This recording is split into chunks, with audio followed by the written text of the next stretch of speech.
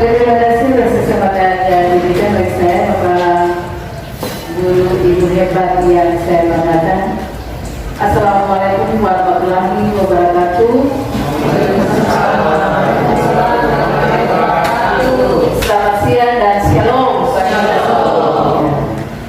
Saya bersyukur dan berterima kasih hari ini diberikan kesempatan yang begitu berharga bagi saya untuk membagi praktik baik terkait dengan penerapan budaya positif yang diberlakukan di sekolah. Lebih khusus di SMA Swasta Negeri Bapak Ibu ya. Kali itu saya berikan apresiasi untuk Bapak Ibu sekalian yang boleh ada bersama-sama dengan saya dalam proses di saat ini, dan membuat kita akan mulai proses ini. Bapak Ibu apa kabar?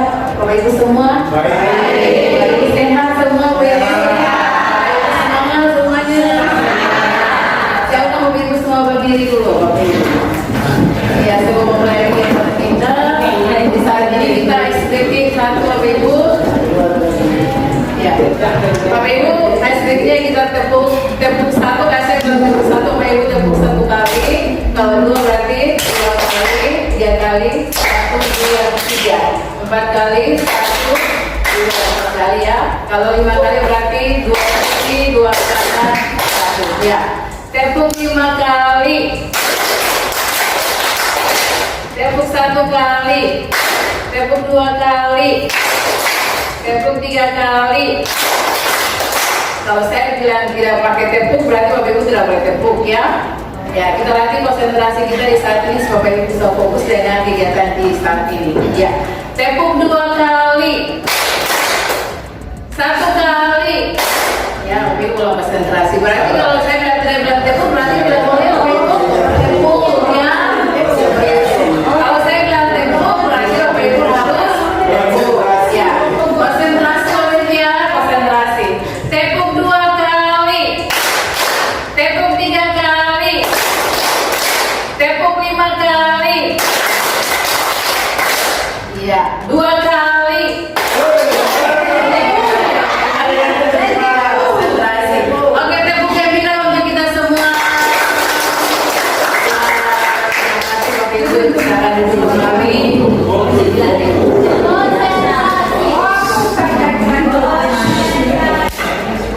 Saya membawakan pemikiran Bapak Ibu untuk memantik ada beberapa pertanyaan, ada 4 pertanyaan bagi kita di saat ini Bapak Ibu. Yang pertama, apakah Bapak Ibu setuju bila 1. Pemberian hukuman dapat mendisiplinkan siswa, yang kedua pemberian hadiah meningkatkan prestasi siswa, yang ketiga guru harus mampu memberikan solusi untuk setiap siswa yang bermasalah, dan yang keempat guru berperan sebagai teman bagi siswa. Ya, ini pertanyaan teman bagi kita di saat ini. Bapak Ibu mungkin ada yang bisa bersedia memberikan dalam ya.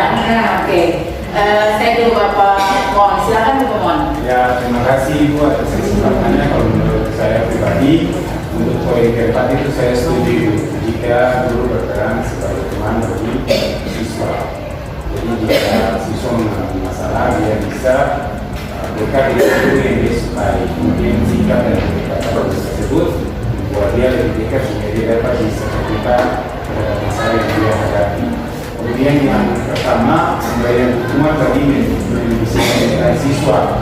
Kalau ini bisa setuju, bisa juga tidak setuju. Kalau bisa setuju sesuai dengan aturan yang sudah disepakati bersama antara pihak sekolah dan orang tua. Tetapi dalam satu sisi pemberian hukuman dapat mendisiplinkan siswa, menurut saya tidak setuju.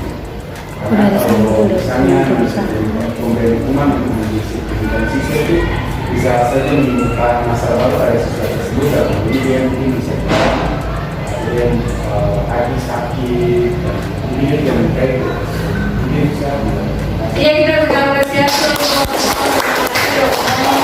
ya, luar biasa apa yang disampaikan oleh Bapak Mon. Guru berperan sebagai teman, Bapak Ibu ya, kita sebagai teman, saya dengan Bapak FM sebagai teman, berarti relasinya kita seperti apa ya Bapak Ibu. Kemudian yang berikut, pemberian hukuman dapat mendisiplinkan siswa. Bapak Mon tidak menyetujui hal tersebut karena praktisnya ketika pemberian hukuman bisa melemahkan atau melemahkan motivasi intrinsik dari anak tersebut atau siswa kita tersebut Bapak Ibu. Kemudian yang berikut Bapak Ibu, pemimpin yang lain ada yang pendapat di apa yang silakan. Ya, kalau kita sebagai guru secara pribadi itu empati poin 4 poin ini kita setuju, paling setuju. Pertama, pemberian hukuman dapat mendisiplinkan siswa.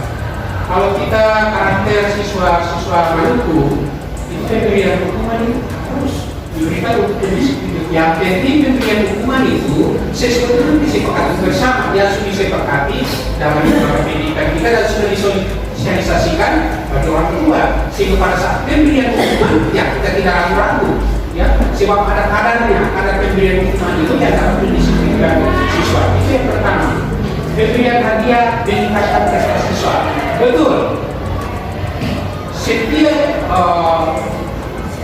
untuk meningkatkan prestasi siswa itu kita harus memberikan reward, hadiah. Hadiah jangan kita ingat ya hadiah yang besar-besar.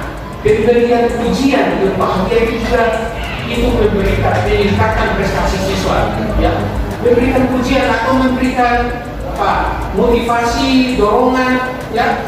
Dan kalau seandainya siswa itu kalau dibutuhkan, ya hadiah yang jangan mahal-mahal, ya. Hadiah yang ekstensi yang dapat menikmati siswa untuk dia bisa belajar dan berprestasi. Lalu yang ketiga, guru harus mampu memberikan solusi untuk setiap siswa. Harus, ya, siswa yang bermasalah jangan dibuat siswa itu lebih tambah masalah, jangan tinggi dia sehingga masalahnya tidak bisa dipecahkan. Tetapi dengan segar, dengan pikiran segar, kita harus memberikan solusi kepada siswa untuk dia tahu itu masalah, ya, dia tahu masalahnya, lalu bisa jangan memberikan solusi untuk dia menyelesaikan masalah itu. Dia sendiri, ya. Yang ketiga memberikan solusi melalui sendiri, jangan kita yang langsung secara otorisator yang berlebihan atau kasus satu tanah pendekatan kita berikan solusi nanti dia sendiri pecahkan masalahnya. Lalu kita berperan sebagai teman, ya. Jadi teman tapi kita harus pasang jarak, ya, sehingga siswa itu tidak sampai dia karena sebagai teman lalu siswa itu penghargaan itu terhadap kita sebagai guru itu harus tidak ada lagi, ya. Tetapi kita harus pasang jarak sedikit supaya saling mengenal status masing-masing, ya. Sehingga kalau sebagai guru jangan sampai ketemu ke bawah-bawah siswa, ya. Jadi yang paling utama itu, yang paling utama itu yang empati. Sebagai teman, tapi ada jarak sedikit yang membedakan kita sebagai guru dan dia sebagai siswa. Ya, terima kasih Bapak Ibu. Ya, Bapak Ibu, Bapak Ibu setuju ya untuk dapat item ini pemberian hukuman dapat berdiskusi siswa, kemudian pemberian hadiah juga peningkatan prestasi, kemudian guru harus memberikan solusi untuk siswa yang bermasalah dan selanjutnya guru berperan sebagai teman bagi siswa. Yang paling suka di Bapak Ibu yaitu bagaimana perannya sebagai teman. Tapi teman itu ada batasan tertentu Bapak Ibu. Bapak Ibu sebagai pendidik atau guru seperti apa dan siswa itu juga seperti apa. Tetapi ketika kita menganggapnya sebagai sebuah keakraban, maka itu jalinan komunikasi itu akan terbangun secara positif bersama dengan anak didik kita. Seperti itu Bapak Ibu, apa itu bukannya Bapak Ibu, mari kita bisa meramunya di dalam kita punya kegiatan di hari ini Bapak Ibu terkait dengan budaya positif. Bapak Ibu, budaya positif itu apa? Di sini Bapak Ibu sekalian, bahwa budaya positif dipahami di sini bahwa ada merupakan perwujudan dari nilai-nilai atau keyakinan universal yang diterapkan di sekolah. Nilai-nilai dan keyakinan universal yang diterapkan di sekolah ini apa Bapak Ibu? Nilai keyakinan universal itu cukup banyak ya Bapak Ibu. Nilai-nilai ini merupakan nilai-nilai positif yang diterapkan bagi anak di sekolah, tidak ada yang negatif Bapak Ibu, nilainya positif. Kalau kita sekarang arahnya ke profil pelajar Pancasila, ya, profil pelajar Pancasila yaitu satu, bagaimana bertakwa kepada Tuhan Yang Maha Esa dan berakhlak mulia. Yang kedua, berkebinekaan global. Kemudian yang ketiga, gotong royong, mandiri, kreatif dan bernafas, yaitu enak itu. Di dalam nilai-nilai ini ada nilai-nilai kebajikan mana yang akan kita munculkan di sini Bapak Ibu yang harus kita ketahui bersama. Dan di saat ini kita akan mengkaji nilai-nilai tersebut dalam prinsip budaya positif yang harus sebagaimananya diperlakukan di lembaga pendidikan atau di sekolah yang kita cintai. Seperti itu Bapak Ibu. Bapak Ibu, untuk menjawab kita punya stimulus tadi atau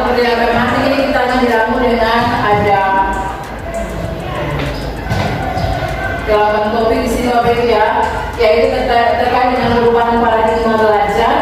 Yang kedua, nilai-nilai kebajikan. Yang ketiga, motivasi perilaku manusia. Yang keempat, keyakinan kelas. Yang kelima, disiplin positif. Dan yang kelima, kebutuhan dasar manusia. Kemudian ada posisi kontrol guru. Dan yang terakhir adalah segitiga diskusi. Ya. Bapak Ibu, ini ada sebuah simbol bagi kita di saat ini. Bapak Ibu tolong pikirkan bersama, lalu mungkin Bapak Ibu ada kertas, Bapak Ibu punya tangan. Bapak Ibu bisa lihat bahwa kita akan membuat kegiatan kepala tangan. Bapak Ibu akan mengetahui Bapak Ibu punya tangan sendiri ya Bapak Ibu. Dalam kegiatan kepala tangan ini ada A dan B. Bapak Ibu, Bapak Epen bersama dengan Ibu Kor, ya Bapak Ibu dengan pasangannya masing-masing. Bapak Ibu sebagai A, teman Ibu sebagai B. Bapak Ibu sobek cari kertas kecil, silakan Bapak Ibu. Bapak Ibu sobek cari kertas kecil, tuliskan benda atau sesuatu yang sangat berharga untuk Bapak Ibu. Kemudian letakkannya di salah satu tangan Bapak Ibu dan genggam benda tersebut dengan segala daya. Buatlah kepala. Bapak Ibu tulis, kemudian Bapak Ibu masuk dalam tangan. Kalau Bapak Ibu kepala. Kemudian untuk yang teman B itu akan mencoba dengan sekuat tenaga dengan berbagai cara untuk meminta, untuk memberikan benda tersebut. B bisa membujuk, bisa mengancam, bisa menghardik, bisa merayu, bisa menyuap, apa saja kalau akan membuka kepala tangan Bapak Ibu. Bapak Ibu coba praktekkan. Sekarang coba saya mau bisa praktekkan dengan kepala tangan.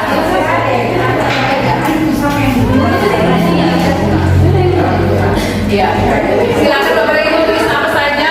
Lalu satu yang berfungsi untuk A dan satu untuk B. Kalau sudah, silakan yang lain itu mengepal yang kertas yang sudah ditulis dimasukkan dalam tangan kemudian dikepal.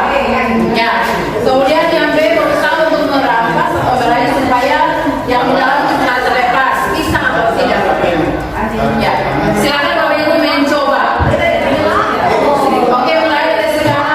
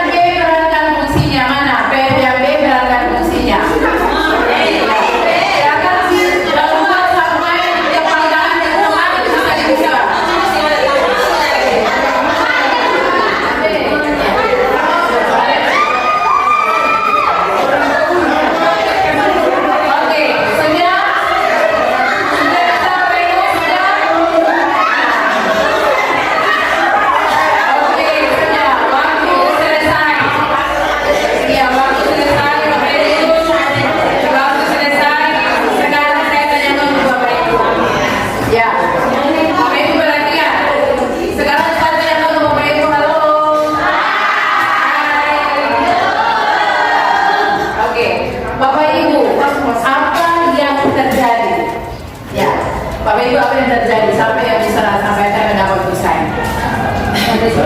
Iya.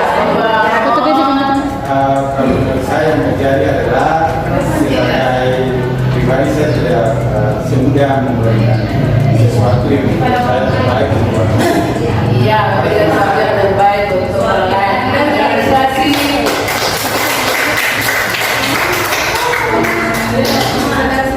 Terima kasih. Sesuai dengan kegiatan yang tadi sama-sama kita yang pernah melakukan, di mana kita tidak semudah memberikan menurut kita yang sesuatu yang terbaik. Dia teman saya Ibu Dewa sudah menari, merayu dan segala macam, tapi saya tidak kasih. Bukan tidak berbagi, tapi sesuatu yang menurut saya terbaik, saya tidak susah untuk kasih ke orang lain. Iya, terima kasih. Kita apresiasi. Ya, Bapak Ibu.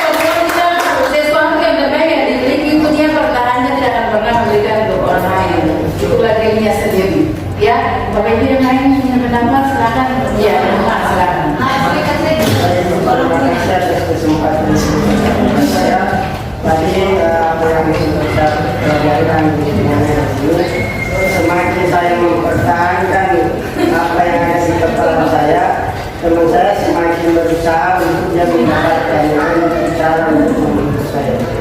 Sehingga ada dasar dulu dari saya membuka. Semakin kita berusaha keras mempertahankan, semakin dia berusaha bisa mendapatkan. Oke, kita berbicara terima kasih. Untuk kuat mendengar semua kita bagaimana senantiasa untuk meraih dia dengan segala cara supaya bisa membuka gitu. Ya, Bapak Ibu, yang lain Bapak Ibu kita bisa berteman, Bapak Ibu yang lain ada lagi. Ya, silakan Ibu. Terima kasih atas kesempatan yang diberikan untuk saya.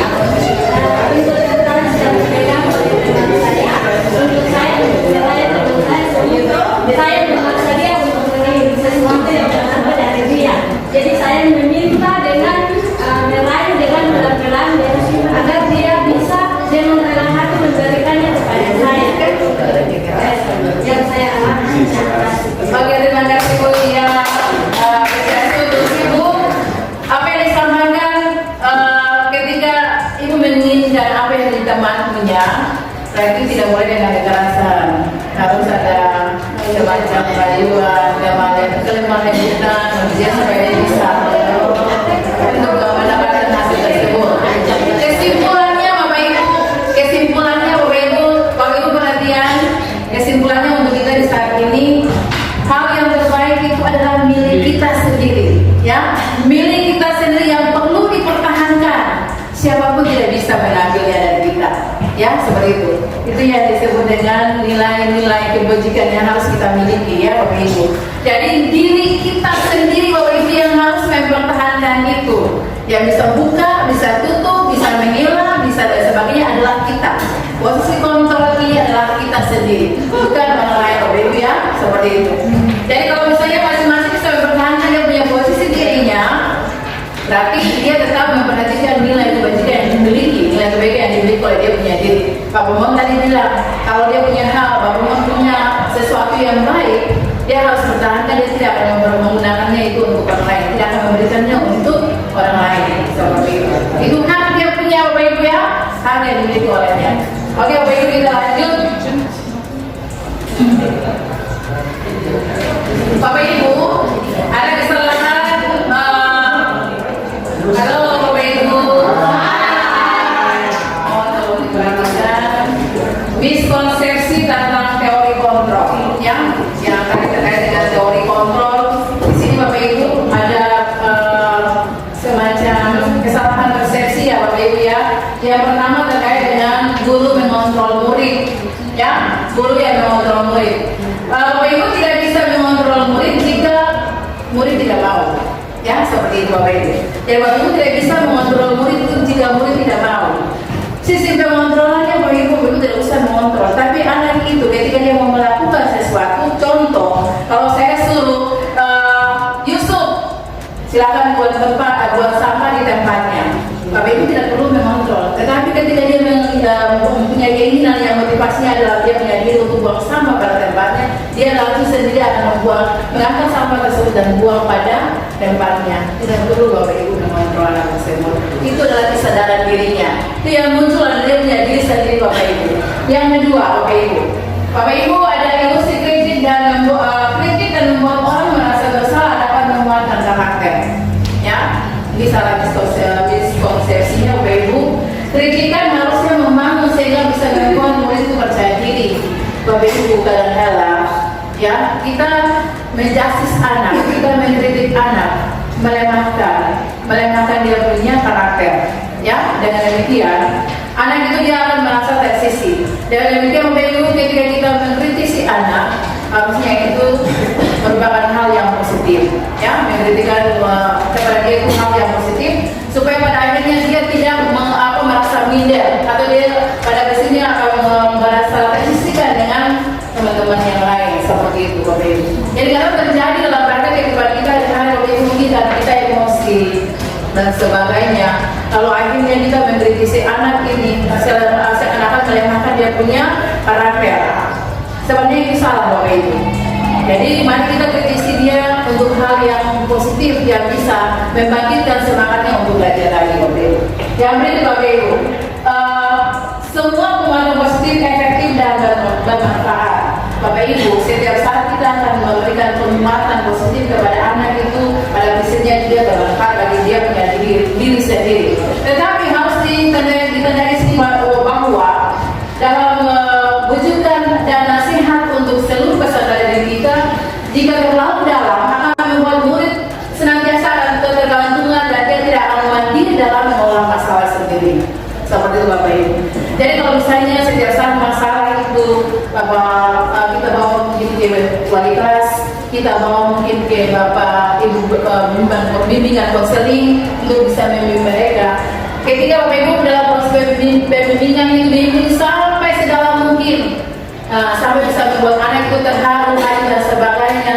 Lalu akhir dari sebuah itu bahwa prinsipnya dia akan senantiasa tergantung kepada guru BPBK, dia akan tergantung kepada wali kelas jika ada masalah dan sebagainya. Dia tidak bisa berdiri sendiri, ya. Dia tidak akan mampu berdiri sendiri untuk bisa menyelesaikan masalah tersebut. Yang berikut, Bapak Ibu, emosi orang dewasa memiliki hak untuk memasak. Bapak Ibu, setiap orang itu dia menentukan pilihan adalah merupakan hak masing-masing. Ya, saya mau memilih mau jadi baik atau mau jadi buruk itu pilihan saya, seperti itu. Jadi dewasa itu, orang yang dewasa itu dia memiliki hak kita untuk memasak. Menentukan pilihan adalah hak masing-masing manusia. Ya, Bapak Ibu. Jadi Bapak Ibu bisa menyadari sendiri ketika kita ada dalam kehidupan sosial bersama dengan anak-anak di lingkungan sekolah kita. Anak-anak ini mereka mempunyai haknya masing-masing sendiri, Bapak Ibu. Jadi jangan Bapak Ibu merampas hak mereka untuk sewenang-wenangnya menggunakannya itu untuk kepentingan Bapak Ibu sendiri. Ya, seperti itu. Oke. Yang berikut, Bapak Ibu, dalam mengubah paradigma stimulus respon, kita memberikan stimulus dan respon terhadap pendekatan teori kontrol ini, Bapak Ibu. Yang pertama, kita menyadari bahwa dalam realitas stimulus tentang dunianya seperti ini, bahwa realitas itu kebutuhan kita ini pada manusia ini sama, ya. Padahal kalau misalnya teori kontrolnya tentang dunia ini, itu realitas kebutuhan kita berbeda. Saya punya kebutuhan berbeda dengan Bapak Epen, berbeda dengan Ibu Kon, berbeda dengan Ibu Kia dan sebagainya. Masing-masing punya kebutuhan itu berbeda. Ada Bapak Epen mungkin membutuhkan kesenangan, ya. Ada Ibu Kon mungkin membutuhkan kebahagiaan dan lain-lain. Itu kebutuhan masing-masing kita berbeda. Tapi realitasnya dibilang tentang respon tentang dunia itu mengatakan bahwa kebutuhan itu manusia itu sama, ya. Padahal kalau kontrolnya itu kita punya kebutuhan itu berbeda, ya. Yang berikut, semua orang melihat hal yang sama, tetapi untuk tentang dunia itu setiap untuk teori kontrol itu setiap orang memiliki gambarannya berbeda. Saya punya gambaran yang berbeda dengan Bapak Epen, berbeda dengan Ibu Kor, berbeda dengan Bapak Kantas. Gambarannya mungkin ketika Bapak Ibu melihat perilaku anak yang menyimpang, Bapak Ibu bisa mengambil kesimpulan. Kesimpulan saya berbeda dengan kesimpulan yang diambil oleh Bapak Kantas. Begitu juga dengan Bapak Mak dan sebagainya. Yang berikut kita mencoba mengubah orang agar berpandangan sama dengan kita. Ini yang disebut sebagai respon tentang dunia, Bapak Ibu. Ini kadang-kadang kita menginginkan bahwa orang itu harus sama dengan kita, seperti itu. Padahal kalau teori kontrol dia bilang bahwa kita berusaha memahami pandangan orang lain tentang dunia. Mari berusaha memahami anak-anak kita, ya. Padahal Bapak Ibu terpandang kalau Bapak Ibu punya diri bisa memahami anak punya kebutuhan. Kan pada kita senantiasa itu ikut kita punya mau dibandingkan dengan anak punya mau. Betul sih Bapak Ibu toh? Betul ya Bapak Ibu ya. Yang berikut, orang lain bisa mengontrol saya. Ibu Kia bisa mengontrol saya, Bapak Epen juga bisa mengontrol, Bapak Karmas bisa mengontrol saya. Tapi tidak kontrol tentang dunia. Di sini bahwa hanya Bapak Ibu saja yang bisa mengontrol Bapak Ibu punya diri, bukan orang lain. Makanya yang tadi dengan kepala tangan itu Bapak Ibu ya, hanya kita saja yang bisa mengontrol kita punya diri, bukan orang lain. Yang harus Bapak Ibu sadari. Yang berikut, saya bisa mengontrol orang lain. Teori tentang dunia bilang Bapak Ibu yang lain tidak bisa mengontrol orang lain. Saya tidak bisa akan mengontrol orang lain. Jadi masing-masing bisa mengontrol dia punya diri sendiri.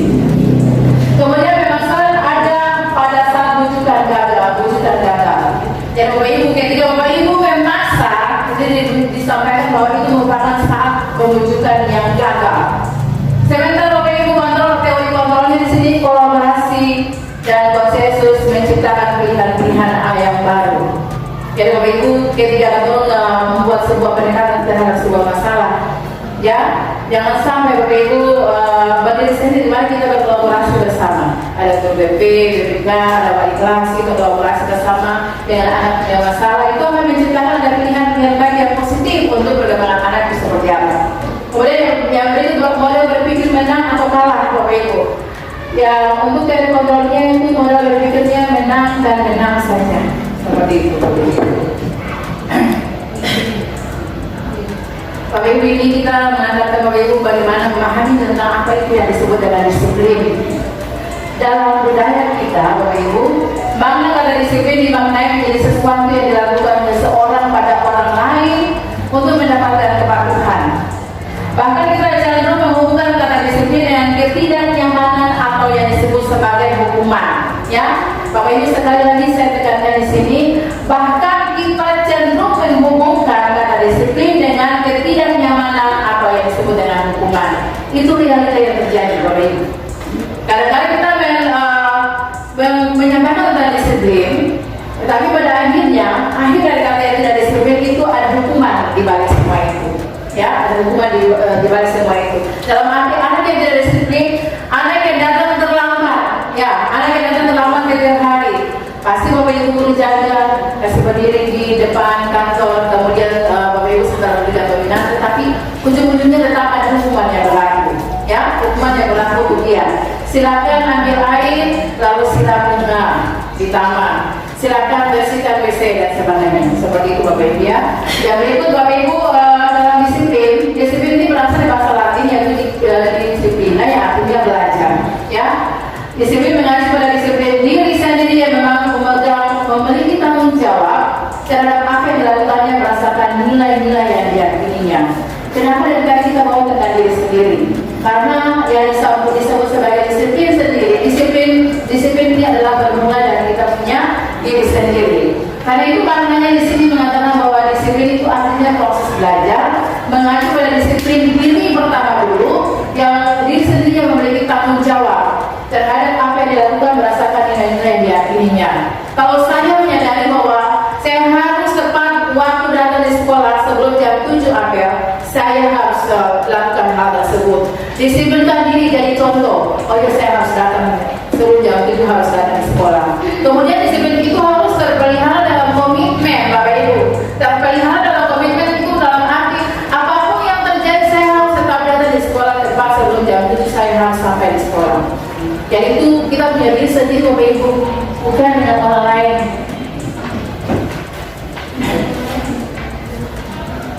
Yang disebut disiplin positif di sini Bapak Ibu, bahwa disiplin positif merupakan salah satu cara penerapan disiplin yang bertujuan untuk menumbuhkan kesadaran serta memperdayakan murid tanpa imbalan, penghargaan, ancaman atau hukuman.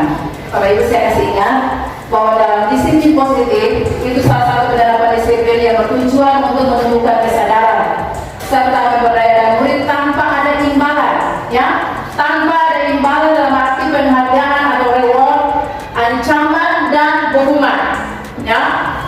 Jadi ketika kita mendisiplinkan murid, tidak boleh ada imbalan di balik semua itu. Tidak boleh ancaman, tidak ada ancaman. Kalau kamu tidak melakukannya, nanti kamu bagaimana? Nilainya tidak bagus. Kemudian yang berikut, hukuman. Kalau kamu tidak datang lagi tepat waktu di sekolah, berarti kamu tidak hukuman berdiri atau berlari seputaran sekolah berapa kali. Itu sebagai hukuman, seperti itu. Bapak Ibu, sebagai guru kita harus menciptakan murid yang memiliki disiplin diri, sehingga mereka mempunyai karakter yang mengacu pada nilai-nilai kebajikan universal dan memiliki motivasi intrinsik dalam perubahan karakter ke arah yang lebih baik. Makanya biasa Bapak Ibu kalau di apel saya biasa kasih ingat anak-anak bahwa disiplin diri itu merupakan hal yang terpenting di dalam diri.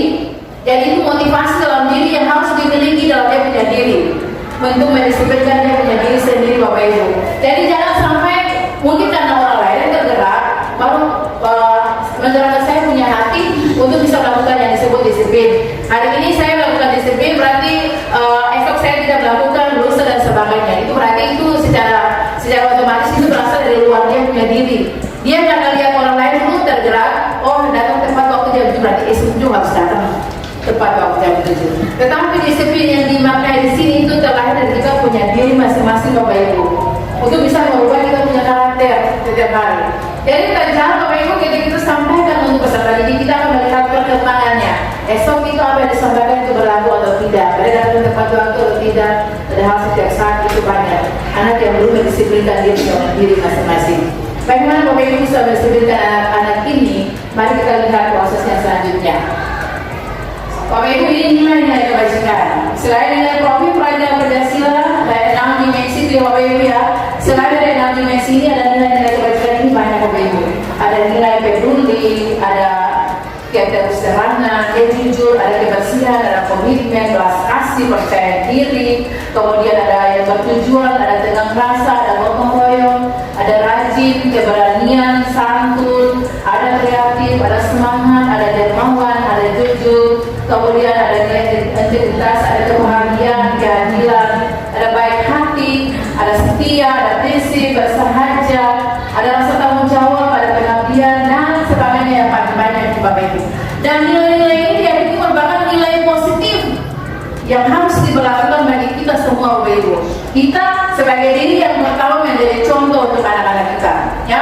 Kita sebagai diri yang harus menjadi contoh untuk anak-anak kita. Kalau kita sampaikan mungkin esok itu tidak boleh terlambat, itu juga tidak boleh terlambat. Ya, sampaikan nilai-nilai positif bagi kehidupan mereka setiap hari melalui perkataan, melalui perilaku jujur, ya. Tidak boleh berdosa dan sebagainya.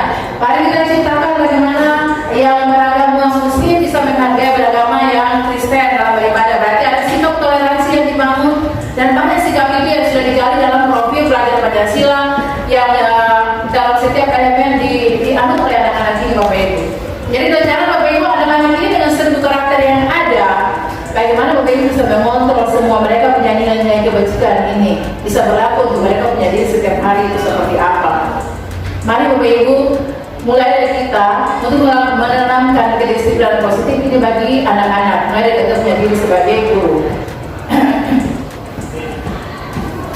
Bapak Ibu, ini 5 kebutuhan dasar manusia. Ya, ini Bapak Ibu kebutuhan. Ya, yang pertama saya memiliki kebutuhan yang pertama adalah kebutuhan bertahan hidup. Yang kedua saya memiliki kebutuhan kasih sayang, perasaan diterima. Saya memiliki kebutuhan penguasaan. Saya memiliki kebutuhan kebebasan. Saya memiliki kebutuhan kesenangan. Nilai-nilai ini bukan Bapak Ibu punya saja, ada dirinya semua punya. Ya, peserta didik semua punya kebutuhan ini Bapak Ibu. Mereka punya kemampuan kebutuhan untuk bisa bertahan hidup. Di sini contoh mereka punya makanan, punya pakaian, punya tempat tinggal, punya keamanan, punya kesehatan. Mungkin anak-anak yang biasa datang dari kampung, mereka memiliki tempat tinggal, mereka berusaha untuk bisa mencari keluarga, mereka bisa tinggal di kos-kosan dan sebagainya. Itu yang disebut sebagai nilai untuk bertahan hidup. Ketika mereka bisa bertahan hidup di sini berarti ada kebutuhan makanan, ada pakaian, semua yang dipakai itu bisa menunjang dia punya kehidupan. Itu merupakan bentuk dari nilai bertahan hidup. Yang kedua, semua orang memiliki nilai kasih sayang, perasaan diterima. Saya senang Bapak Ibu kalau ada nilai kasih sayang itu untuk saya punya diri. Kasih sayang, perasaan diterima. Bapak Ibu, kalau saya Bapak Ibu merasa diterima, Bapak Ibu merasa dipedulikan, Bapak Ibu ingin berbagi, bekerja sama dan menjadi bagian dalam sebuah kelompok, itu berarti Bapak Ibu merupakan sebuah kebutuhan kasih sayang dan perasaan diterima. Itu yang dimiliki oleh Bapak Ibu. Ya, dia disebut kebutuhan dasar manusia. Yang berikut Bapak Ibu penguasaan. Nilai penguasaan dimiliki oleh semua kita Bapak Ibu. Kita punya harga diri. Ya, Bapak Ibu kita punya harga diri kan. Untuknya berarti kita harus pertahankan harga diri kita masing-masing. Ya, kemudian keinginan untuk dianggap sebagai pemimpin. Kita ingin untuk berprestasi, ingin untuk diakui dan didengar. Itulah yang disebut sebagai kebutuhan penguasaan. Saya ingin berprestasi, saya ingin berkolaborasi, saya ingin menjadi seorang pemimpin, saya ingin dianggap untuk dihargai. Dengan demikian saya mempertahankan saya punya jati diri sendiri. Bentuk dari sebuah harga diri saya. Yang berikut, kebutuhan untuk kebebasan hidup. Ini kebebasan semua orang punya Bapak Ibu. Tetapi banyak Bapak Ibu di antara kita yang tidak membuat anak-anak kita itu bebas. Ya, lalu akhirnya mereka punya kebebasan ini copot oleh Bapak Ibu guru. Ya, di antaranya mereka tidak mandiri, memiliki pilihan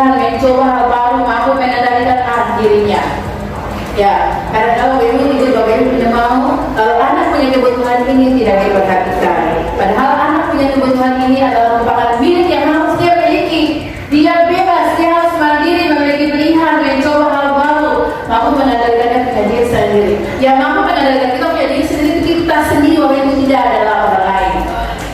Jadi kebutuhan kebebasan itu dimiliki oleh anak. Kemudian kebutuhan kesenangan ya Bapak Ibu. Ya, terjarang ya Bapak Ibu. Ketika jam istirahat ada anak-anak yang suka bermain bola. Itu mereka punya kebutuhan kesenangan. Ya, Bapak Ibu. Ada humor. Ya, Bapak Ibu, anak yang suka memberikan humor, suka berkelakar, bercerita. Akhirnya timbul kesenangan, mereka bisa tertawa, mereka bisa gembira.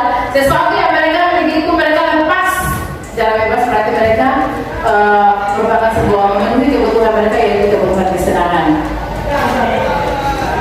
Saya suka tertawa, saya suka humor, saya suka bermain, itu adalah kebutuhan saya yang harus saya penuhi setiap saat.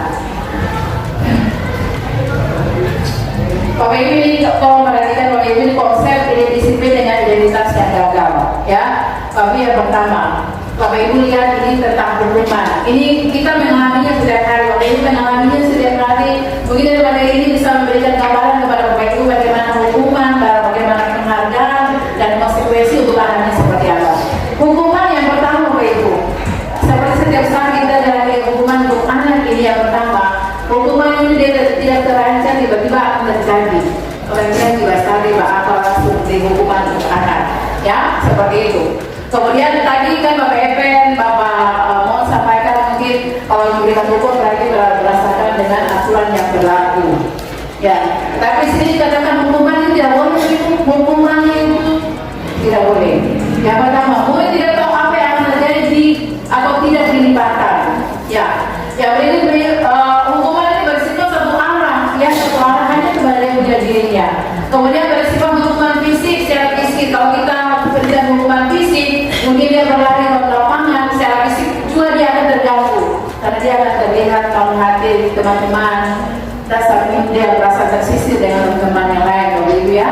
Yang berikut, hukuman itu prinsipnya menyakitkan Bapak Ibu, menyakitkan, membuat tidak nyaman, membuat murid takut, membuat memaksa, murid menyembunyikan kesalahannya, kemudian murid menjadi rendah diri. Ketika hukuman itu terjadi bagi dia sendiri.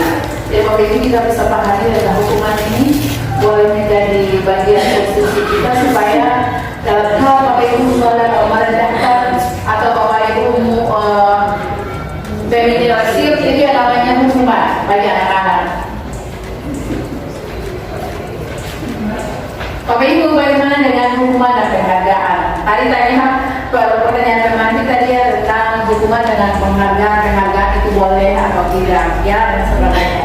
Bapak Ibu, hukuman dan penghargaan ini prinsipnya tidak efektif, ya Bapak Ibu, menurunkan kualitas, mematikan kreativitas, mengurangi motivasi intrinsik dalam anak, merampas hak menghargai dirinya. Padahal tadi Bapak Ibu bilang, kalau saya kasih reward untuk anak, nanti kasih motivasi untuk dia. Tapi tidak ada motivasi, dia akan terus termotivasi hanya kepada hadiah tersebut. Ya, Bapak Ibu, tidak akan merubah dia punya karakter yang baik kalau dia punya diri.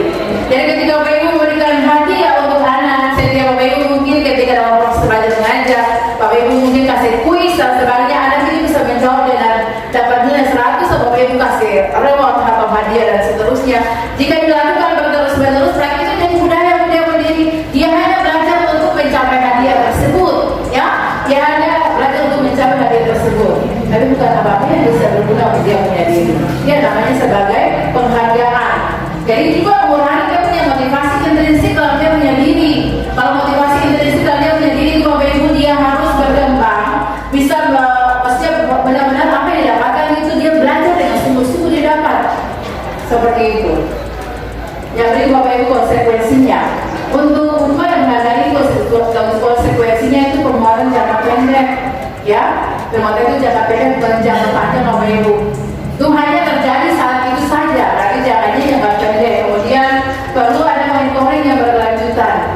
Kalau misalnya Bapak Ibu melakukan hal tersebut, kalau misalnya dia berlaku secara kontinu, berarti Bapak Ibu harus ada monitoring, harus monitor bahwa ini memang betul dilakukan sesuai dengan apa yang dihadapkan konsekuensinya itu. Kemudian ada stimulus juga ada respon.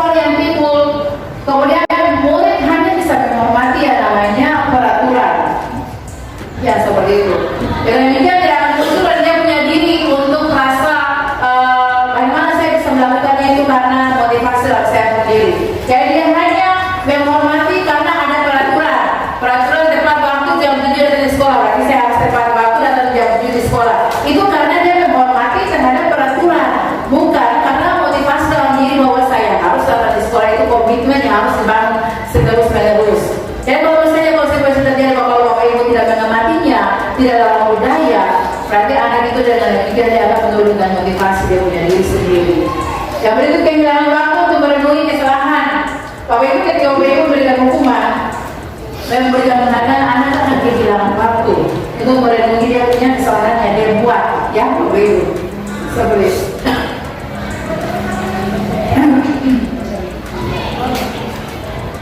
Bapak ibu berbeda hukuman, konsekuensinya bapak ibu untuk hukuman sesuatu yang menyakitkan harus terjadi, tapi konsekuensinya itu dia sesuatunya itu harus terjadi. Contoh, kalau misalnya bapak ibu kasih hukuman, ya, kalau kita buat keyakinan keras berarti harus tepat waktu datang di hanya tepat waktu, ya. Berarti bapak ibu mungkin ketika sesuatu itu lagi buat bapak ibu bilang kalau saya hadir berarti konsekuensinya itu apa? Konsekuensinya kalau tidak hadir di tepat waktu berarti harus mungkin berdiri di depan, kan? Atau mengikuti pelajaran dengan cara berdiri. Itu konsekuensi yang diambil.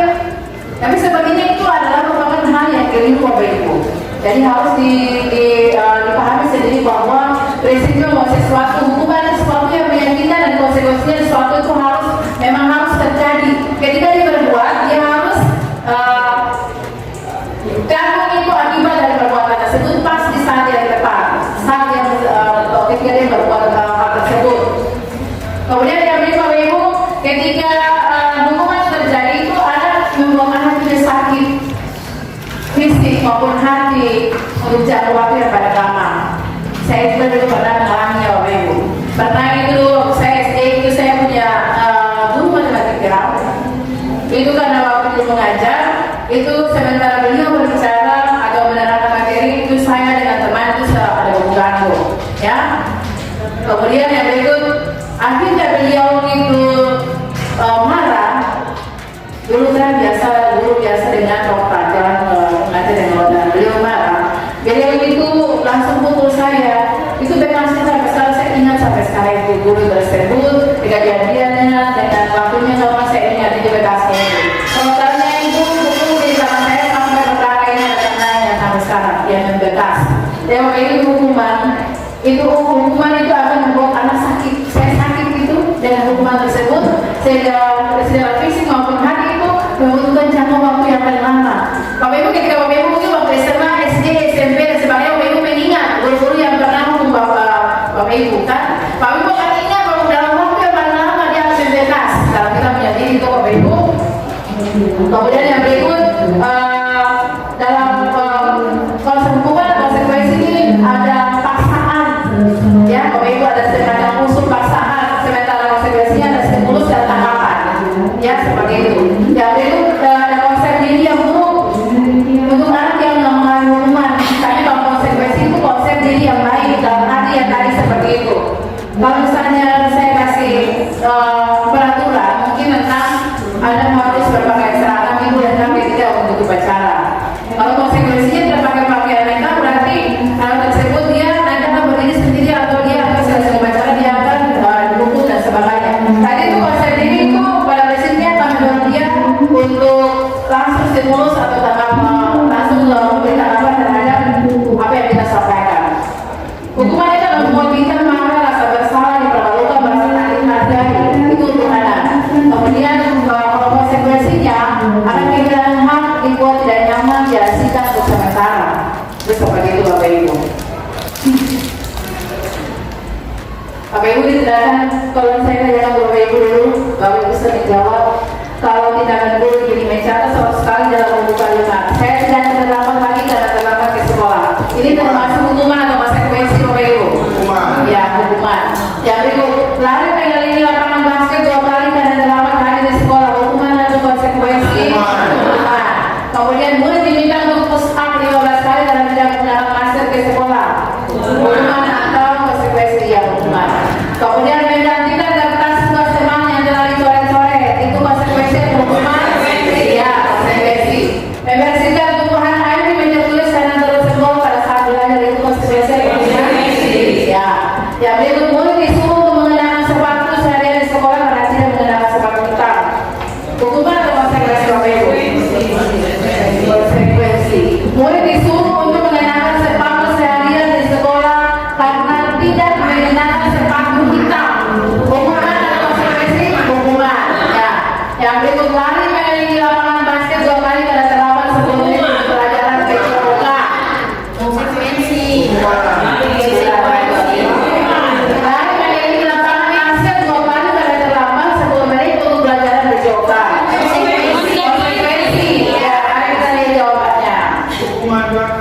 konsekuensi. Ya,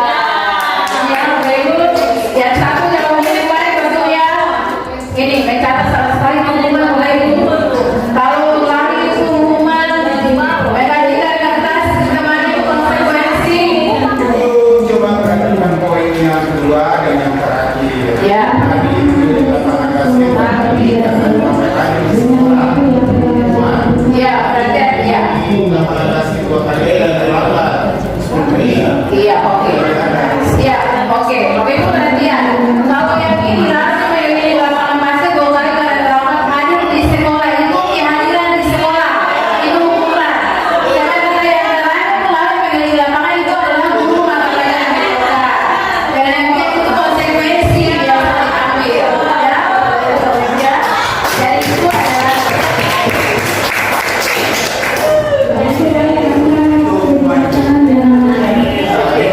Oke, sekarang Bapak Ibu kita menjawab motivasi perilaku manusia. Bapak Ibu, ini tentang motivasi perilaku manusia untuk menghindari ketidaknyamanan dan hukuman. Bapak Ibu ulang lagi, untuk menghindari ketidaknyamanan dengan hukuman ini ada motivasi dalam diri dan ada motivasi dari luar.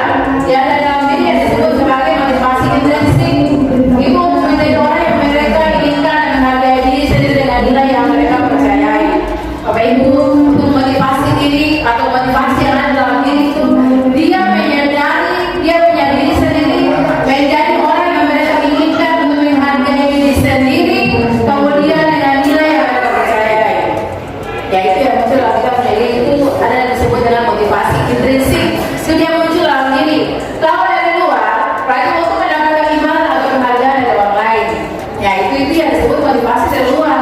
Kalau saya melakukan sesuatu dalam saya punya diri itu saya tidak perlu melihat orang lain, itu motivasi dalam diri. Kalau yang dari luar, saya jawab orang lain itu kalau saya termotivasi seperti itu Bapak Ibu. Kalau saya diadakan untuk tepat waktu datang di sekolah tepat jam 7 berarti motivasi dari situ muncul dalam saya menjadi saya harus datang di sekolah tepat waktu jam 7. Kemudian kalau misalnya itu yang dari luar berarti saya lihat teman lain buat dulu. Oh iya betulnya dia kasih tahu berarti saya langsung terdorong motivasi dan motivasi untuk sama lagi dengan dia seperti itu. Bapak Ibu mari kita belajar dalam posisi kontrol dulu ini. Bapak Ibu mungkin ini sebelah mana ini? Ya, Bapak Ibu akan dulu sebelah mana ya, di sebelah mana? Saya sebagai guru yang penghukum, ya, saya sebagai guru yang membuat merasa bersalah. Saya sebagai guru yang disebut sebagai pemantau. Saya sebagai guru yang disebut sebagai teman. Saya sebagai guru menjadi seorang manajer. Tapi Ibu mau jadi yang mana? Ya, Bapak Ibu ya, Ibu mau menjadi manajer. Ibu Ti mau jadi manajer. Bapak Ibu yang lain mau jadi apa? Oh, yang benar-benar sudah bosan menjadi penghukum mau jadi manajer. Ya, mari sini Bapak Ibu kita lihat ya Bapak Ibu. Yang pertama, 5 posisi kontrol. Yang pertama yang motivasi, identitas gagal kontrol dari luar Bapak Ibu. Untuk menghindari hukuman, guru berbuat sebagai penghukum yang pertama Bapak Ibu perhatikan. Menghardik, menunjuk-tunjuk, menyakiti, menyindir. Ya, kemudian guru membuat orang merasa bersalah itu dia berceramah dan mengatakan seharusnya ibu kecewa, kamu tidak boleh begini, seharusnya kamu harus begitu. Itu disebut sebagai membuat orang merasa bersalah. Ya, seperti itu. Membuat anak bersalah. Kemudian guru akan berkata dalam motivasi untuk identitas yang gagal. Kalau kamu tidak melakukan, awas ya, kamu akan rasakan yang besar. Ya, kemudian kalau misalnya untuk membuat orang bersalah, itu kamu seharusnya kamu sudah tahu, ibu lelah sekali mengatakan, ibu stres. Ya, itu yang disebut membuat rasa bersalah. Itu kan dari itu kita kan lontaran kepada anak. Jadi ibu nanti merasakan, atau Bapak Ibu merasakan, oh ini selama ini saya di sebelah mana? Saya posisi di sebelah mana? Ya, seperti itu. Kemudian yang berikut untuk hasil, untuk identitas gagal itu penghukum ini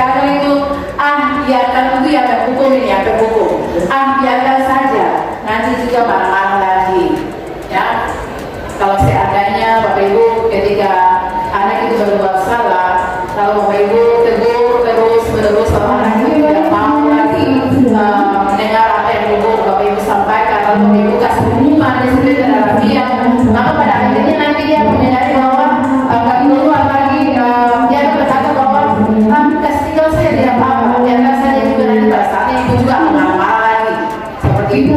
Kemudian kalau memang rasa bersalah itu dia mengatakan bahwa maafkan saya, ibu saya mohon maaf, bapak saya mohon maaf dan sebagainya, atau siapa atau buat sekali dan segala mohon maaf kepada mereka yang sebelumnya berbuat rasa bersalah.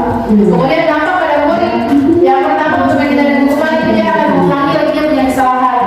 Sementara dampak untuk menghindari hukuman itu dia akan merasa rendah diri, bapak ibu. Dia akan merasa rendah diri. Kalau bapak ibu untuk identitas berhasil kontrol dari luar, ini akan mengharapkan imbalan atau ketergantungan daripada orang lain. Kalau bapak ibu akan membuat anak sebagai teman, maka bapak ibu akan membuat alasan tertentu untuk bapak ibu punya anak ini. Ya, mungkin apa yang tadi katakan bapak tadi waktu stimulus pertama bapak ibu ya. Kemudian yang berikut, ayolah, guru akan berkata ayolah lakukanlah dari ibu. Masa kamu tidak mau ingat, tidak pernah bantu ibu, masa kamu tidak sayang ibu dan sebagainya. Ayo, ibu sudah lelah, capek, ngajarin ibu, masa kamu tidak perhatikan.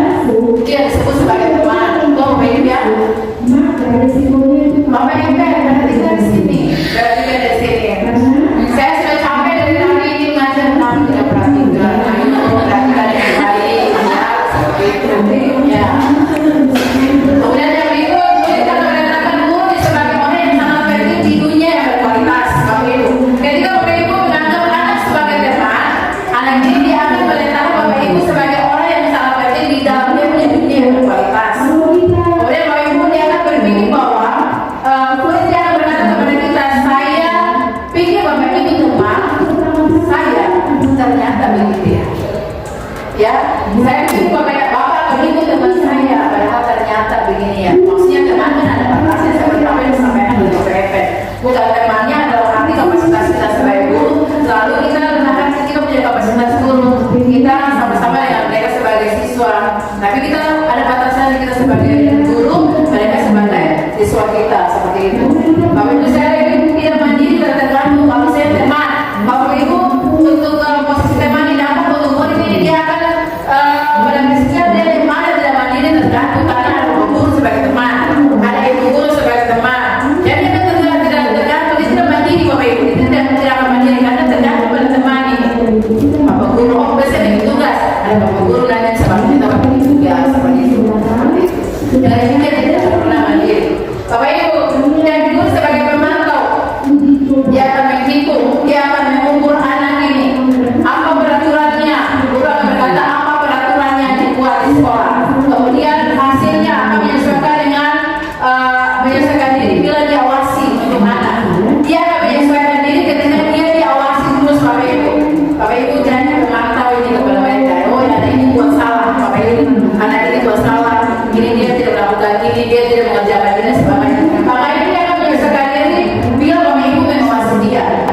Ya, kemudian yang berikut kaitannya dengan dunia berkualitas, murid akan menetapkan guru peraturan dan hukumannya di dunia yang berkualitas. Sedangkan murid yang akan berkata berapa banyak bintang yang saya harus peroleh, berapa halaman yang harus saya tulis nanti untuk pemantau. Jangan-jangan untuk murid di sini dia akan diberikan pada sanksi atau hadiah untuk dia punya diri. Seperti itu bapak ibu. Sebenarnya kalau bapak ibu hadir sebagai manajer, bapak ibu hadir sebagai manajer di sini berarti guru akan membuat mengajukan pertanyaan yang berkualitas untuk anak tersebut.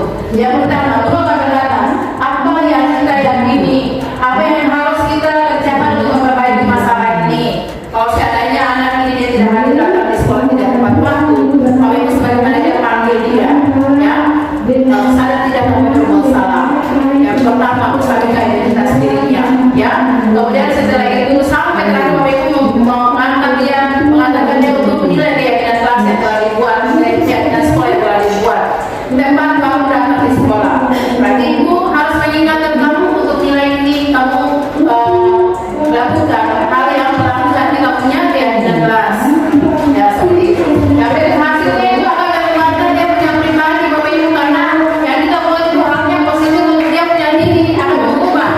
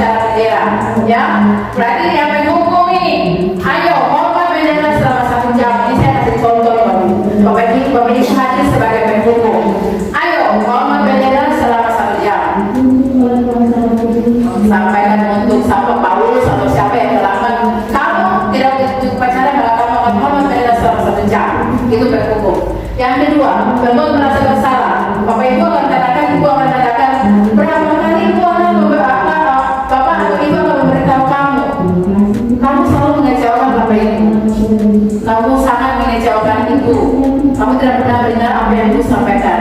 Berarti Bapak Ibu hadir sebagai perempuan merasa bersalah. Seperti itu, Bapak Ibu. Yang berikut contoh penerapan yang berikut lagi, Bapak Ibu hadir sebagai teman dengan pemantau.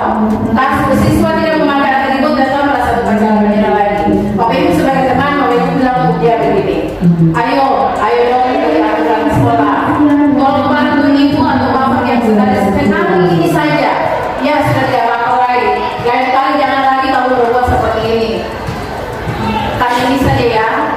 Nah, seperti itu. Jadi yang disebut sebagai teman itu kan teman. Bapak Ibu saya Bapak Ibu teman saya katakan jangan tidak boleh buat seperti itu ya. Jangan ulang lagi perbuatan kamu seperti itu. Kalau Bapak Ibu ada sebagai pemantau, tadi kamu sudah melanggar peraturan sekolah, kamu tahu konsekuensinya.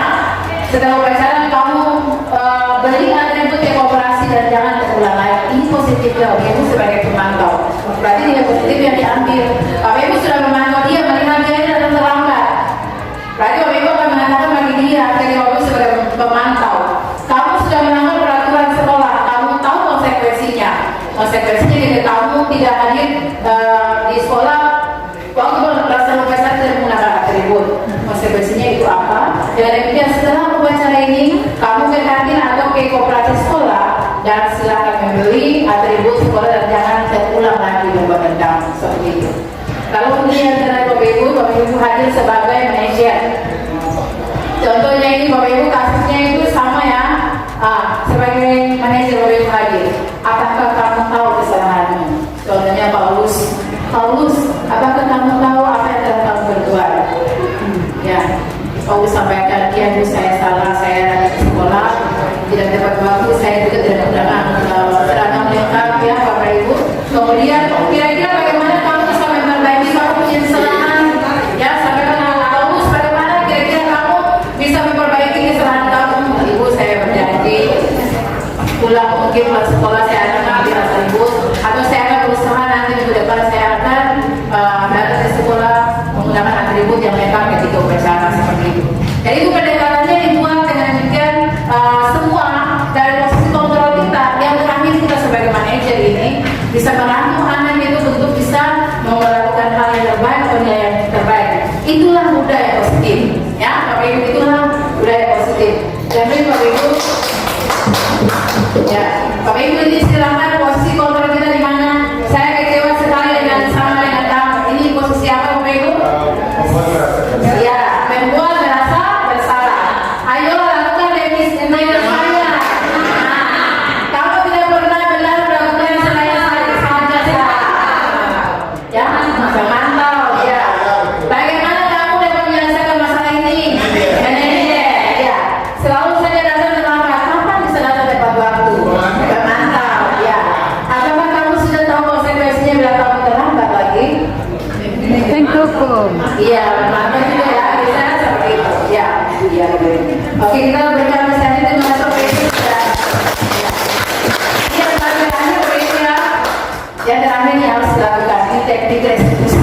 Ya, teknik restitusi ini merupakan salah satu teknik proses menciptakan kondisi bagi murid untuk memperbaiki kesalahan yang dilakukan. Proses kolaboratif yang mengajarkan murid untuk mencari solusi sendiri dan murid akan bertanggung jawab atas perilakunya. Fokus pada pemahaman masalah jangka panjang Bapak Ibu dan murid akan menghormati dia punya diri sendiri dan teori kontrol kemampuan mengontrol dirinya sendiri dan murid lagi bersemangat mencari kesalahan. Ya, jadi Bapak Ibu ini tentang teknik restitusi untuk menciptakan kondisi bagi murid untuk memperbaiki dia punya kesalahan. Tadi seperti tadi ya, kasus yang tadi ini kita akan lakukan teknik restitusi untuk dia, Bapak Ibu. Teknik restitusi yang kita lakukan yang pertama ini ada 3 Bapak Ibu. Yang pertama itu adalah kita akan menstabilkan identitasnya. Ya. Yang kedua kita akan melihat validasi tindakan yang salah. Yang ketiga kita akan menanyakan kepadanya keyakinan kelas. Yang pertama Bapak Ibu, ketika anak itu dia datang di sekolah atributnya tidak lengkap ketika upacara, Bapak Ibu akan membuat teknik restitusi untuk dia. Yang pertama itu menstabilkan identitas. Sudah tahu Paulus, kamu salah kan? Kamu lakukan pelanggaran bahwa ketika upacara kamu tidak menggunakan atribut. Paulus kamu menyadari tidak? Ya, bahwa setiap kamu salah, kamu menyadari kamu salah tidak? Paulus jawab iya, itu saya salah. Hasil ibu sebagai manajer itu akan mengatakan bahwa setiap orang itu pasti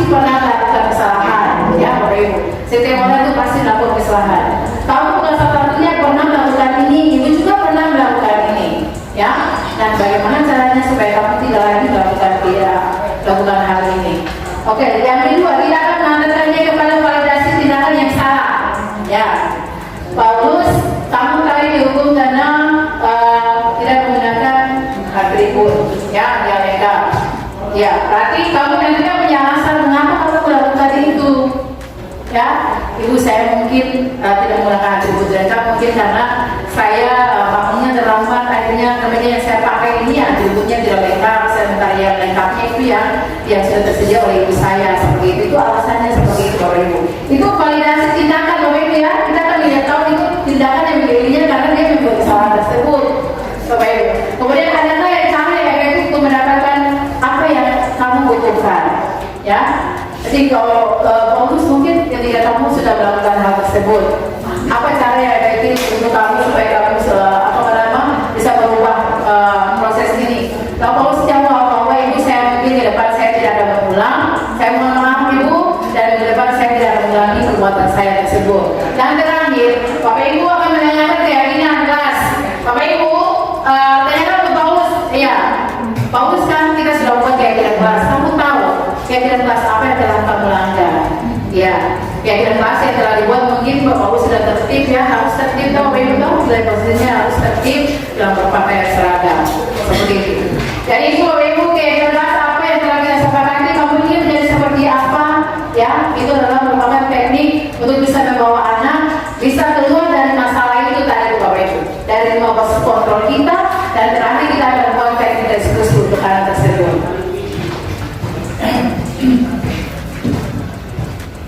Ini Bapak Ibu saya sudah jelaskannya tentang metodika identitas itu seperti apa.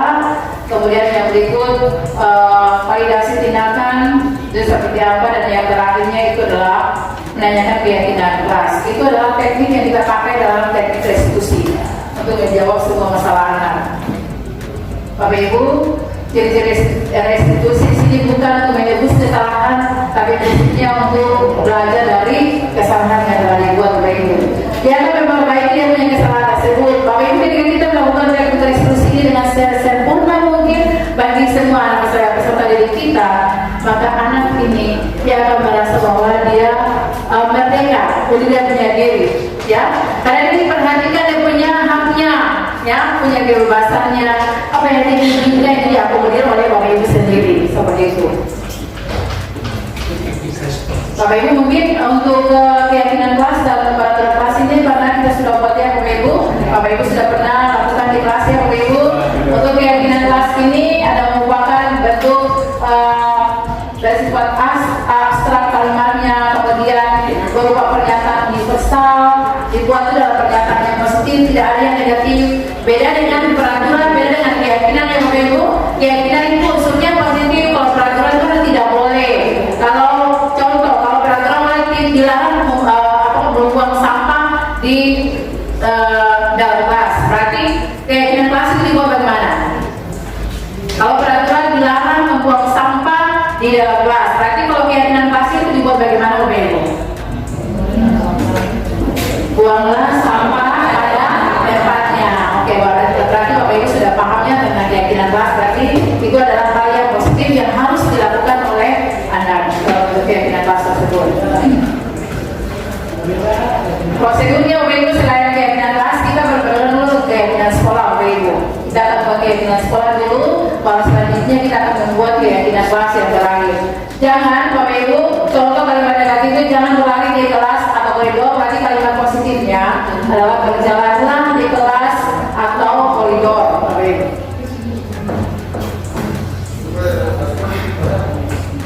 Bapak Ibu dalam prosedur keyakinan kelas itu siswa yang membuat bersama dengan Bapak Ibu, dan masing-masing kita harus sepakati bersama ya Bapak Ibu, dan merupakan bagian dari keyakinan kelas, dan keyakinan kelas tersebut yang harus dipampang di dinding kelas supaya semua peserta didik atau semua guru yang mengajar itu harus memahami tentang keyakinan kelas tersebut, dan prinsipnya kita akan menyerahkan dalam proses belajar kita.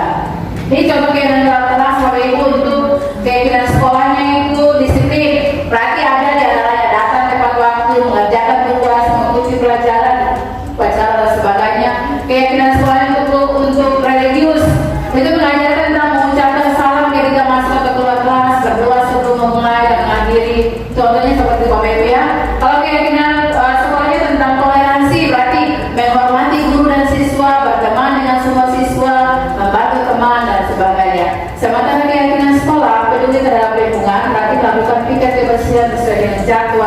mengikuti kegiatan merawat lingkungan dan sebagainya. Bapak Ibu yang di sini untuk peraturan selalu kembalikan buku ke tempatnya. Ini termasuk keyakinan kelas atau peraturan Bapak Ibu. Selalu kembalikan buku ke tempatnya. Ini keyakinan kelas atau peraturan. Keyakinan kelas. Kalau dilarang mengganggu orang lain, itu peraturan atau keyakinan? Peraturan. Kalau hadir di sekolah 15 menit sebelum belajar dimulai, itu keyakinan atau peraturan? Hadir di sekolah 15 menit sebelum pembelajaran dimulai, itu peraturan atau keyakinan?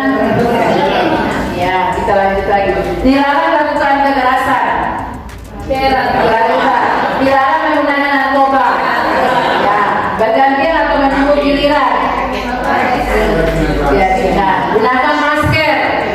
Keyakinan. Jangan berlari di kelas atau koridor. Peraturan.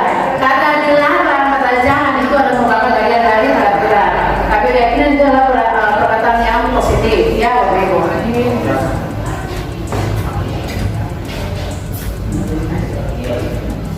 Ini ya Bapak Ibu. Ini yang pertama saya katakan untuk yang kembali buku ke tempat ini nilai tanggung jawab ya Bapak Ibu ya. Dilarang mengganggu orang lain itu nilai menghormati orang lain. Hadir di sekolah itu menghormati orang lain juga. Dilarang melakukan itu keselamatan menghormati orang lain. Dilarang menggunakan narkoba itu menjaga kesehatan. Bergantian atau bergiliran itu menghormati orang lain. Itu bersabar. Gunakan masker itu berhubungan dengan kesehatan, keselamatan. Jangan berlari itu juga berkaitan dengan keselamatan dan keamanan. Itu merupakan bagian dari keyakinan kelas yang dibuat dari kita punya aturan yang Bapak Ibu ya. Ini adalah merupakan nilai-nilai kebijakan universal yang berlaku, yang merupakan bagian dari budaya positif yang harus kita tetap junjung dan tinggikan dalam lembaga pendidikan kita. Itu mau karena jadi anak-anak kita jadi anak-anak yang berguna, anak-anak yang diakomodir semua punya kebutuhan belajarnya. Mau kan Bapak Ibu? Mau ya Bapak Ibu? Ya. Oke, kalau mau oke. Bapak Ibu demikian paparan singkat saya di hari ini. Bapak Ibu mungkin ada yang mau bertanya? Ya, satu Bapak Ibu silakan. Ya, terima kasih untuk tadi paparan mengenai pemaparan dan perlakuan budaya positif ini bagus. Kita rasa pengkajian teori tentang budaya positif ini semata-mata sampai menjadi luar sana. Sehingga tadi Ibu bilang menghukum itu hukuman itu tidak boleh dipakai dalam mendisiplinkan anak. Nah, kita bilang dihukum itu harus dipakai untuk mendisiplinkan anak sesuai dengan budaya karakter orang hukum. Kalau seandainya kita pakai hukuman untuk mendisiplinkan anak atau memakai pendidikan juga cara pendidikan kita. Jadi kalau memangnya perlu ditekankan supaya kita jangan pakai hukuman untuk mendisiplinkan anak. Seandainya kita tidak pakai, kita rasa yang titik-titik di antara berhasil dan tidak berhasil. Ya, nah kita mau tanya Ibu selaku narasumber, apakah betul ya? Apakah kita pakai hukuman untuk mendisiplinkan anak itu tidak boleh, ya tidak diperkenankan atau bagaimana? Apakah kita sepelekan tuh hukuman itu untuk mendisiplinkan anak? Semata-mata kita menggunakan teori ini, jangan saya minta dipaparkan ini. Cuma tadi itu saya. Terima kasih. Oke, Bapak Ibu, kita bisa presentasi Bapak Ibu ya. Terima kasih untuk pertanyaan yang begitu menarik bagi kita saat ini terkait dengan hukuman, ya, terkait dengan hukuman yang berdiri dalam hal pendisiplinan untuk anak sendiri. Bapak Ibu, tadi sudah disampaikan paparan tentang hukuman, kemudian terkait dengan hukuman atau pelanggaran yang dibuat, kemudian terkait dengan reward, dan yang terakhir itu teknik yang digunakan adalah restitusi. Bapak Ibu sudah disampaikan ya, hukuman memang pada prinsipnya itu bersifat jangka yang pendek bagi dia punya diri dan tidak akan membuat dia punya diri itu mengalami sebuah perubahan dalam dia punya diri. Tapi Bapak Ibu ketika Bapak Ibu membuat teknik restitusi untuk anak secara langsung dia akan menyadari dia punya jati diri, dia akan mengenal dia punya diri, kebutuhan dasarnya dia akan terpenuhi dari proses restitusi tersebut. Memang sekolah bisa menetapkan peraturan, menetapkan disiplin dan sebagainya, tapi ingat Bapak Ibu, di luar semua itu ada kebutuhan manusia yang harus kita penuhi. Anak-anak kita sebagai petani, ya, ibarat yang akan menanam padi. Kita akan membentuk padi itu bisa menghasilkan padi yang bisa menghasilkan tanaman yang bisa berguna. Berarti bisa menghasilkan beras yang bisa kita konsumsi. Berarti kita akan merawat, menjaga, merawat, memupuk, melestarikan sampai bisa menghasilkan yang terbaik seperti itu Bapak Ibu. Jadi harapannya di sini Bapak Ibu, hukuman Bapak Ibu boleh minimalkan, ya. Bapak Ibu tolong disingkirkan yang namanya hukuman. Mari kita bangun teknik restitusi supaya kita budayakan positif bagi anak, bisa menyelamatkan mereka punya kebutuhan dasar mereka. Melihat posisi kontrol kita, Bapak Ibu, posisi kita sebagai seorang manajer yang harus kita tempatkan untuk anak dengan nilai-nilai positif, dengan budaya positif yang harus tetap kita kembangkan untuk anak tersebut. Saya rasa Bapak Ibu pasti bisa. Mari kita bersama berkolaborasi Bapak Ibu. Bapak Ibu kita kolaborasi bersama. Bapak Ibu tidak bisa berhasil, saya tidak berhasil jika tanpa Bapak Ibu. Kita sama-sama masih kita bergandeng tangan. Antarkan anak-anak ini menuju ke keselamatan mereka kepada apa yang mereka inginkan untuk masa depan mereka. Demikian Bapak Latsi dan saya atas perhatian Bapak Ibu semua. Terima kasih banyak untuk semua. Semoga Bapak Ibu kita tetap menerapkan budaya positif di dalam lembaga pendidikan kita yang kita cintai. Terima kasih.